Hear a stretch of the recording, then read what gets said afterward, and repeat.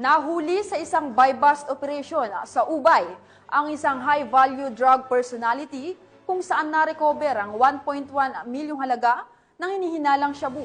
Ang kabuuan ng report kay Patrolwoman Flora May Azares. Arestado ang isang high-value drug personality matapos mahulihan ng tinatayang 1.1 milyon na halaga ng hinihinalang shabu sa ikinasang buy-bust operation ng mga operatiba sa Purok 5, Barangay Fatima, Ubay, Bohol, nitong Agosto 13 ng taong kasalukuyan.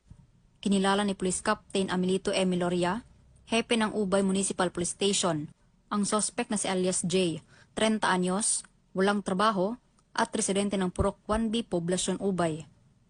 Ayon sa ulat ng pulisya, nakumpiska mula sa sospek ang humigit kumulang 170 grams ng hinihinalang shabu na may standard drug price na 1,156,000 pesos. Kabilang din sa mga nakuhang ebidensya ang GNT courier pouch, Realme na cellphone, Suzuki Smash na motor at 34,000 na budel money. Ang sospek ay kasalukuyang nasa kustudiya ng Ubay Municipal Police Station at sasampahan ng kasong paglabag sa Section 5 at 11, Article 2 ng RA 9165 o Comprehensive Dangerous Drugs Act of 2002. So makausa ang atong Provincial Director masigarbuhon sa inyong kalapusan diha sa Ubay ug sa ubang mga kapulisan sa lalawigan sa Bohol. Ang Bohol PNP walay hunong ug walay puas ang atong pagpahigayon og anti-illegal drug operations para mapakgang ug maundang na ang